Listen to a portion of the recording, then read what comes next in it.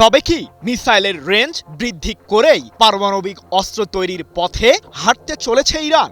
এর মাধ্যমেই কি যুক্তরাষ্ট্র ও ইসরায়েলের সকল ষড়যন্ত্রই ভেস্তে দিতে চলেছে তেহরান? জানা গেছে বিশেষ একটি পাহাড়ের গভীরে হাজার হাজার সেন্ট্রিফিউজ লুকিয়ে রেখেছে ইরান, যা দিয়ে পারমাণবিক অস্ত্রের মূল উপাদান ইউরেনিয়াম সমৃদ্ধ করা সম্ভব। কিন্তু ঠিক কতগুলো পারমাণবিক অস্ত্র এসব উপাদান দিয়ে তৈরি করতে পারবে ইরান? সম্প্রতি দেশটির পিক্যাক্স পাহাড়ে বোমা হামলা চালিয়ে সেটি গুড়িয়ে দেবার হুমকি দিয়েছেন মার্কিন প্রেসিডেন্ট ডোনাল্ড ট্রাম্প। তাই তো ইহুদিবাদীদের আগ্রাসন ঠেকাতে পারমাণবিক অস্ত্র তৈরির দাবি জোরালোভাবেই উঠছে তেহরানে। প্রশ্ন হলো, এই মারণাস্ত্র তৈরির বিষয়ে কি তাহলে চূড়ান্ত পদক্ষেপ নিতে চলেছে ইরানের সরকার? শুধুমাত্র মিসাইল দিয়ে হামলা চালিয়েই মাত্র ৮ মিনিটের মাথায় ইসরায়েলকে ধ্বংস করতে পারবে ইরান। সম্প্রতি এমন তথ্য প্রকাশ হওয়ার পর তীব্র উত্তেজনা ছড়িয়েছে ইহুদিবাদীদের মাঝে। তবে কোন ক্ষেপণাস্ত্র দিয়ে ইসরায়েলের বিরুদ্ধে বিধ্বংসী এই হামলা চালাতে পারবে তেহরান? বিশ্লেষকদের দাবি, ইরানের সামরিক বহরে অসংখ্য ক্ষেপণাস্ত্র রয়েছে, যা দিয়ে কয়েক মিনিটের মাথায় ইসরায়েলে হামলা চালাতে পারবে তেহরান। এমনই একটি মিসাইল হল খোররাম শাহর 4। এই ক্ষেপণাস্ত্রের হামলা চালানোর রেঞ্জ প্রায় ২০০০ কিলোমিটার। ১,০০০-এরও বেশি কেজি বিস্ফোরক বহনে সক্ষম ইরানের সামরিক বহরের শক্তিশালী এই মিসাইলটি দিয়েই পুরো ইসরায়েলকে কাঁপিয়ে তোলা সম্ভব।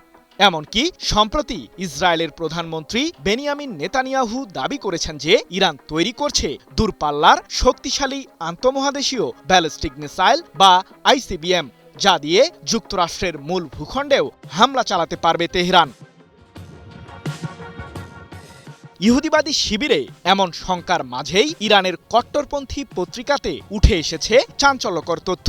পিক্যাক্স পাহাড়ে যুক্তরাষ্ট্র হামলা চালালে ইরানের উচিত হবে পারমাণবিক অস্ত্র তৈরির পথে হাঁটা, এমনটি জানিয়ে দেশটির কট্টরপন্থী পত্রিকা ফারহিখতেগানের বরাতে ২৫ জুলাই যুক্তরাজ্য ভিত্তিক সংবাদ মাধ্যম ইরান ইন্টারন্যাশনাল এক প্রতিবেদনে জানিয়েছে, পিক্যাক্স পাহাড়ে হামলা চালিয়ে ইরানের পারমাণবিক কর্মসূচি ধ্বংস করতে চায় যুক্তরাষ্ট্র।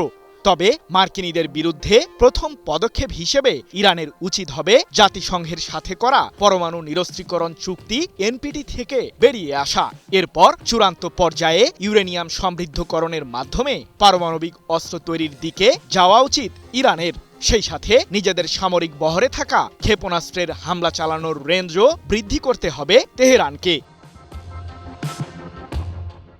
কিন্তু হঠাৎ করেই পিক্যাক্স পাহাড়কে ঘিরে উত্তেজনা কেন ছড়ালো মার্কিন দরবারে?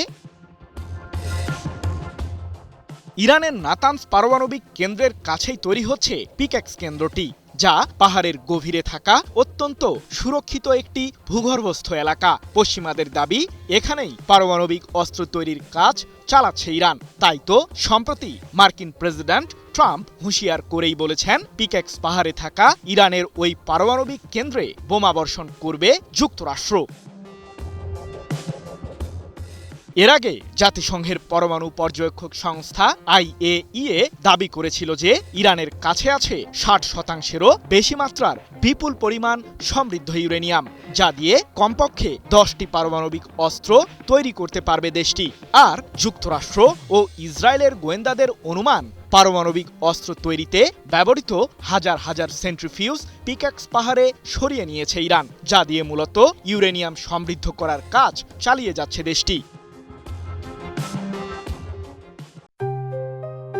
JBS holdings limited. যদিও ইরানের সরকার বহুবার দাবি করেছে যে সমৃদ্ধ ইউরেনিয়াম দিয়ে কেবল বেসামরিক খাতের উন্নয়ন করছে দেশটি, তবে তেহরানের এসব দাবিকে ঘিরেও রয়েছে পশ্চিমা বিশ্লেষক মহলে নানান ধোঁয়াশা।